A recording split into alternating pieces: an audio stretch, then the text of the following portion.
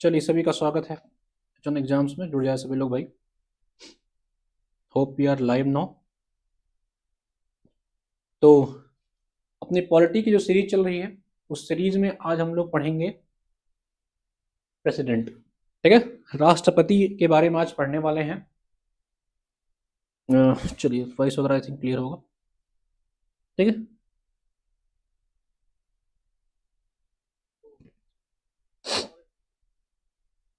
आइए सभी लोग जुड़ जाए भाई। सभी लोग, सभी मित्र, यार दोस्त आ जाए। ठीक है, एक बार मैं नोटिफिकेशन डाल दूं इसका।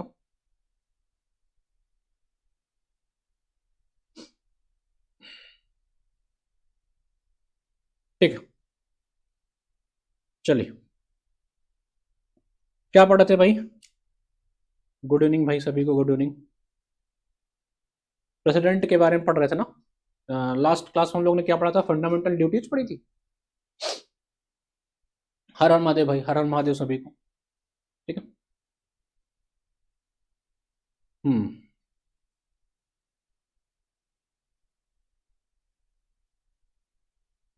चलिए, प्रेसिडेंट हम लोग पढ़ रहे थे। आज प्रेसिडेंट के बारे में थोड़ा सा बेसिक चीजें ले लेंगे, देन फिर हम लोग क्वेश्चन के माध्यम से जो है इसको आगे कर लेंगे। ठीक है, यहाँ मैंने कुछ बेसिक चीजें लिख रखी हैं, बस आपको थोड़ा सा चीजें बता दूंगा, बहुत ज्यादा थ्योरी पार्ट कराने की आवश्यकता नहीं है। ठीक है, चलिए। तो प्रेसिडेंट यूं समझिए कि गुड इवनिंग। प्रेसिडेंट का जो भारत में पोस्ट है ना, एक्चुअल में प्रेसिडेंट है तो क्या? प्रेसिडेंट एक तो हेड ऑफ स्टेट होता है, इसको समझ लीजिए। ठीक है, ठीक है, हेड ऑफ स्टेट इसे बोलते हैं, और इसे बोलते हैं first citizen of India. First citizen of India, Bharat का पहला नागरिक भी होता है, और इसे हेड ऑफ स्टेट भी बोलते हैं, इसको याद रखिएगा। अच्छा, हम लोग ने प्रेसिडेंट की पोस्ट कहां से ली थी? प्रेसिडेंट की पोस्ट हम लोग ने कहां से उठाई है? कमेंट सेक्शन में बताना जरा। इसकी जो पद है, इसके पद को कहां से लिया है? बताया था आपको। आर्टिकल की बात करें तो आर्टिकल 52 से लेकर के, ठीक है, सबको वॉइस वगैरह आ गई ना? आर्टिकल 52 से लेकर के आर्टिकल 78 तक जो है, यूनियन वाला जो पार्ट है आपका, ठीक है, जो पार्ट आपका 5 था ना, यहाँ आर्टिकल आपका 52 से लेकर के 78 तक के बीच में इसकी चर्चा है। ठीक है, अभी अभी इनके आर्टिकल्स के बारे में भी हम लोग पढ़ लेंगे। प्रेसिडेंट के, अरे क्या कर रहा है भाई, रुक जा। तो इसका जो आर्टिकल है उसके बारे में हम लोग अभी देखने वाले हैं, जो इंपॉर्टेंट आर्टिकल है। तो जो यूनियन एक वाला पार्ट था ना, उसी के तहत ये जो है प्रेसिडेंट आपका रखा गया है। ठीक है, ओके सर। फंडामेंटल ड्यूटी, नमस्ते नमस्ते भाई न्यूटन। तो ये बताइए कि जो प्रेसिडेंट वाला हम लोग प्रेसिडेंट का पोस्ट है, ये कहां से ग्रहण करा है? प्रेसिडेंट का पद हम लोग ने कहां से उठाया हुआ है, इसको बताइएगा। ठीक है, तो ये आर्टिकल। अच्छा, इलेक्शन की बात करें कि प्रेसिडेंट का चुनाव कैसे होता है, तो इसमें इलेक्टेड मेंबर पार्टिसिपेट करते हैं। इलेक्टेड मेंबर, जो चुने हुए मेंबर होते हैं, जिसको आप लोग जिता करके भेजते हो ना, सिर्फ वही। कौन कौन से इलेक्टेड मेंबर, कहां कहां के इलेक्टेड मेंबर होते हैं? एक तो आपके लोकसभा के, ठीक है, एक आपके राज्यसभा के, और आपके जो लेजिस्लेटिव असेंबलीज है, विधानसभाएं, वहां के इलेक्टेड मेंबर इसमें पार्टिसिपेट करते हैं। और एक कॉन्स्टिट्यूशन अमेंडमेंट एक्ट आया था 17, कौन सा?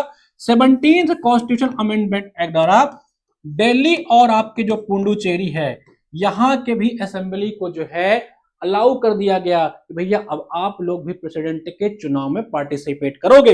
इसके लिए कौन सा कॉन्स्टिट्यूशन अमेंडमेंट एक्ट आया था? इसके लिए आपका आया था 17वां, 17th। ठीक है, 17th कॉन्स्टिट्यूशन अमेंडमेंट एक्ट लाया गया था, जिसमें इन लोग को भी, दिल्ली और पुडुचेरी को भी अलाउड कर दिया गया। ठीक है, चलिए। यूके होता है प्रेसिडेंट, यूएसए। यूके कौन कह रहा भाई? अपूर्वा, कहां से आप पढ़ रही हैं इस समय?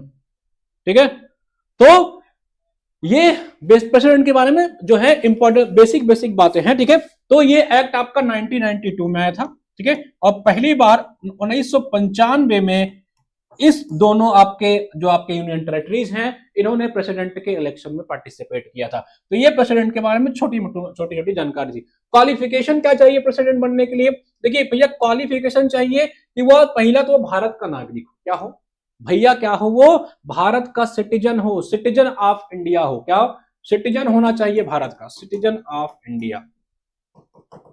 और यहां समझने वाली बात यह है कि citizen of India by birth required नहीं है, जैसा कि आपके यूनाइटेड स्टेट में है। अमेरिका में क्या है, जो वहां पे पैदा हुआ है वही वहां का राष्ट्रपति बन सकता है। एलन मस्क जो आपके टेस्ला के मालिक हैं, वो बेचारे बहुत प्रेसिडेंट बनने के लिए परेशान रहते हैं, लेकिन नहीं बन सकते हैं, क्योंकि आपके यूएस के संविधान में नियम है कि जो बंदा उस देश में पैदा हुआ होगा सिर्फ और सिर्फ वही वहां का राष्ट्रपति बन सकता है। हालांकि भारत में ये प्रावधान नहीं है। आप भारत में चाहे जन्म से यहाँ के नागरिक हो, चाहे आपने बाद में यहाँ की नागरिकता हासिल करी हो, आप प्रेसिडेंट का इलेक्शन लड़ सकते हैं, ठीक है। यूके में ही होता है प्रेसिडेंट, यूके में नहीं, ठीक है। तो ये बेसिक चीज समझिएगा। और क्या होना चाहिए, उसका एज क्राइटेरिया जो होना चाहिए वो 35 ईयर ओल्ड होना चाहिए। 35 साल का आदमी होगा तभी वो प्रेसिडेंट बन सकता है, इसको समझ लीजिएगा, ठीक है। उससे कम एज वाला यहां पर नहीं माना जाएगा, उससे कम, क्योंकि भैया पोस्ट क्या है, ठीक है। इसकी पोस्ट, मैंने कहा कि प्रेसिडेंट जो होता है भारत में, एक्चुअल में उसकी जो जिम्मेदारी है ना, वो आपके घर में जैसे आपके दादाजी होते हैं कि केवल उनका आशीर्वाद चाहिए आपको, सारा काम आपके पिताजी देखेंगे। दादाजी का काम है सिर्फ आशीर्वाद बनाए रखना। घर के बुजुर्ग व्यक्ति हैं, बस अपना आशीर्वाद दिए रहे। तो भैया 35 साल से ज्यादा उम्र का व्यक्ति होना चाहिए, ठीक है।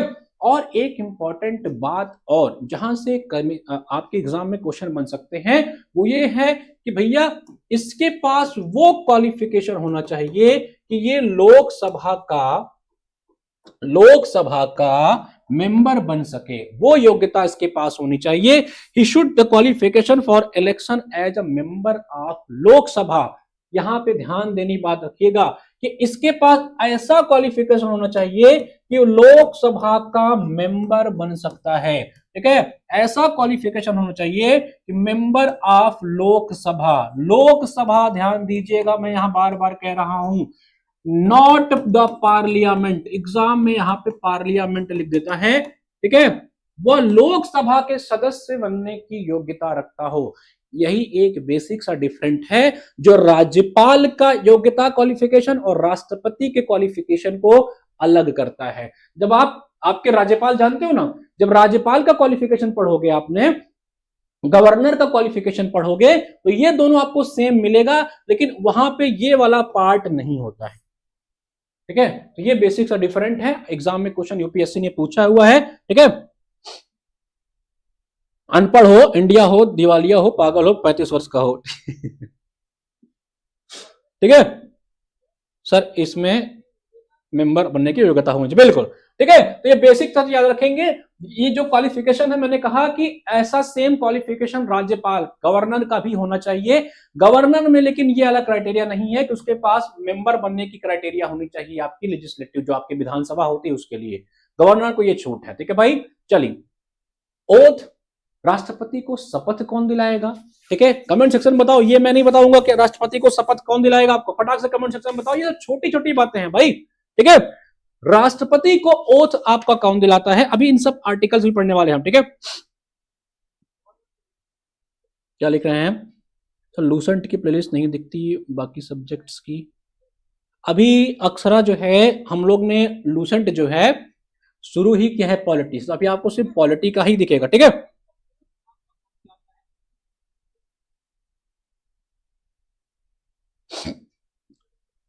सुप्रीम कोर्ट जज, चीफ जस्टिस ऑफ इंडिया, बिल्कुल। अब यही में फटाक से कमेंट करके बता दो कि प्रेसिडेंट को अगर रिजाइन करना होगा, उसको कहना होगा भैया हम नहीं काम कर सकते, थक गए हैं, तो किसको रिजाइन देगा, अपना रेजिग्नेशन लेटर किसको लिखकर भेजेगा, फटाक से कमेंट सेक्शन में बताओ। सुप्रीम कोर्ट का चीफ जस्टिस, बिल्कुल सही जवाब है, ठीक है। जब प्रेसिडेंट को भैया शपथ ग्रहण करना पड़ेगा, शपथ ग्रहण करना होगा, तो भारत का जो चीफ जस्टिस होंगे आपके, उनके सामने ही, ठीक है। अगर चीफ जस्टिस नहीं है, तो अगर चीफ जस्टिस कहीं निकल गए हैं घूमने टहलने या भारत में प्रेजेंट नहीं है, तो जो सबसे सीनियर मोस्ट जज होगा सुप्रीम कोर्ट का, जो सबसे सीनियर जज होगा चीफ जस्टिस के बाद, वो उनको ओथ यानी कि शपथ दिलाएगा। इसको हिंदी में शपथ लेना, ठीक है। वो उनको ओथ दिलाएगा। अभी सबका आर्टिकल भी रटवा देंगे, बाद में परेशान मत हो, ठीक है। जी हाँ, अगर प्रेसिडेंट का मन हो गया कि भैया अब हमें प्रेसिडेंट नहीं रहना है, अब बहुत काम वाम करने का मन नहीं है, जैसा कि आपने देखा था कि आपके वाइस प्रेसिडेंट साहब जो अचानक से रिजाइन कर दिए थे ना, तो अगर प्रेसिडेंट को भैया रिजाइन करना होगा, वो उपराष्ट्रपति यानी कि वाइस प्रेसिडेंट को अपना लेटर लिख करके दे सकता है कि छोटे भाई मैं काम नहीं कर पाऊंगा। अच्छा, अगर वाइस प्रेसिडेंट को रिजाइन देना होगा तो जैसा कि धनखड़ साहब ने अचानक से रेजिग्नेशन लेटर दिया था, तो वो किनको देंगे भैया? धनखड़ साहब को अगर रेजिग्नेशन देना होगा तो अपने बड़े भाई को देंगे या चीफ जस्टिस को देंगे? फटाक से कमेंट सेक्शन में बताओ, ठीक है। सर यूपीएससी के लिए कौन सा स्पेसिफिक कोर्स है? मैंने संकल्प लिया है, वही एचएससी के लिए भी हो गया क्या, हो जाए क्या? नहीं, यूपीएचएससी के लिए आपको अगर बैच लेना है तो यूपीएचएससी के लिए हमारा उड़ान बैच है। यूपीएचएससी का सिलेबस एकदम अलग है, वहां पे आपको टीचिंग, रिसर्च, आईसीटी और कुछ अलग टॉपिक पढ़ने पड़ते हैं, वो थोड़ा अलग है, ठीक है। बिल्कुल, तो दोनों छोटे भाई बड़े भाई एक दूसरे से भैया मिले हुए हैं, समझ लेना। चलिए, अच्छा मैंने आपको एक चीज बताया था यहाँ पे, ठीक है। अच्छा, इसका टर्म जो होता है भैया वो 5 सालों के लिए होता है। एक चीज और ध्यान दीजिएगा, प्रेसिडेंट का टर्म के बारे में एक चीज और दीजिएगा, जब वो अपने ऑफिस में घुसेगा, जैसे ही उसका ऑफिस में प्रवेश होगा, जैसे ही वो ऑफिस में प्रवेश लेगा तब से लेगा, ऐसा नहीं कि आज प्रेसिडेंट का इलेक्शन हो गया तो आज से उसकी जो है उल्टी गिनती चालू, 5 4 3 2 1, नहीं। जिस दिन वो अपने ऑफिस में एंट्री ले लेगा, प्रवेश ले लेगा, ऑफिशियली जो है ज्वाइन कर लेगा, तब से 5 साल के लिए उसका टर्म माना जाता है। ये छोटी छोटी बातें होती हैं, इसको ध्यान दीजिएगा, एग्जाम में ऐसे स्टेटमेंट जब बनाता है तो घुमाता है, ठीक है। चलिए, बाकी रिजिग्नेशन का मैंने बताया कि उसको जब रिजाइन करना होगा तो क्या लिख रहे हैं भाई? प्रेसिडेंट जी, ठीक है। तो जब उसको रिजाइन करना होगा तो फिर छोटे भाई को बोल देगा भैया अब हम काम नहीं कर पा रहे हैं, अब हम चलते हैं, ठीक है। चलिए, अच्छा एक चीज मैंने यहां बताया, एक चीज मैंने आपसे बताया था कि जब प्रेसिडेंट का चुनाव होता है ना तो इलेक्टेड मेंबर पार्टिसिपेट करते हैं। कहां के इलेक्टेड मेंबर पार्टिसिपेट करते हैं? इलेक्टेड को हिंदी में निर्वाचित कहते हैं शायद ना भाई। निर्वाचित जो लोग होते हैं जो चुन के आते हैं, ठीक है।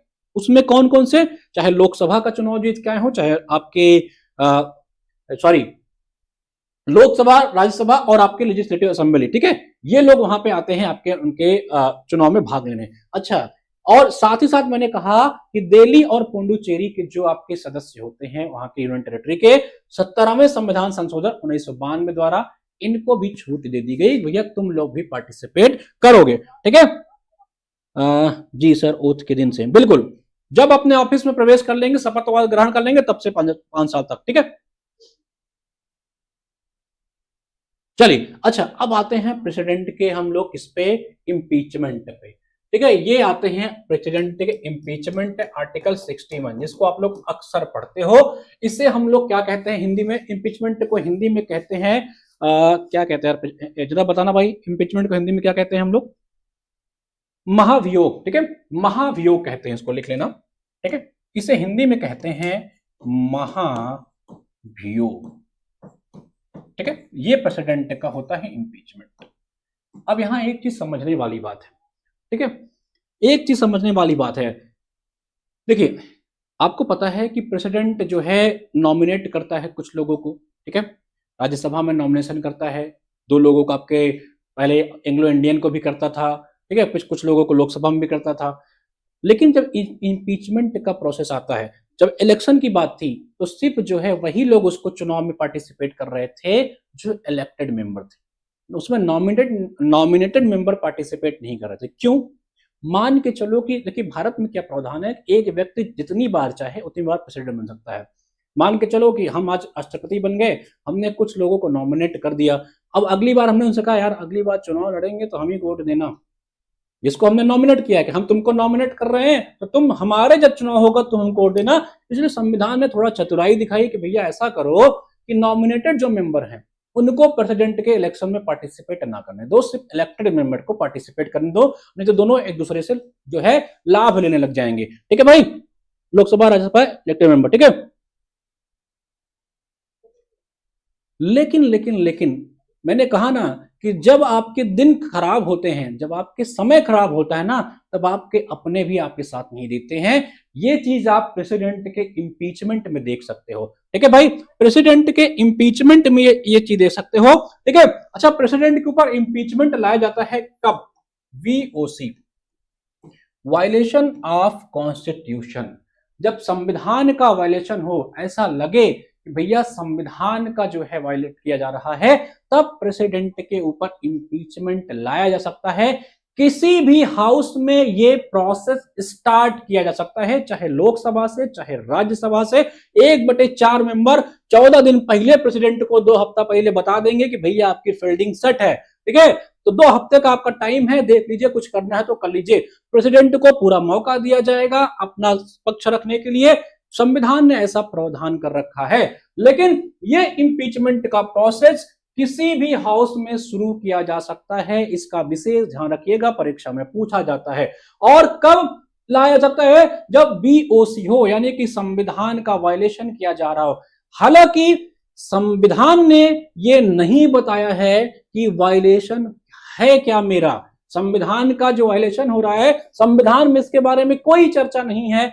बस इतना बताया गया है, आर्टिकल 61 में इंपीचमेंट हो सकता है, किसी भी हाउस में हो सकता है। सबसे इंपॉर्टेंट बात कि जिसको तुमने यहां पे नॉमिनेट करके भेजा था, वो भी तुम्हारे इंपीचमेंट में अब पार्टिसिपेट करेंगे। अब इलेक्टेड के साथ साथ जो है आपके नॉमिनेटेड भी करेंगे, लेकिन सिर्फ लोकसभा के और राज्यसभा के, स्टेट वाले नहीं करेंगे। इसका विशेष ध्यान दीजिएगा, ठीक है।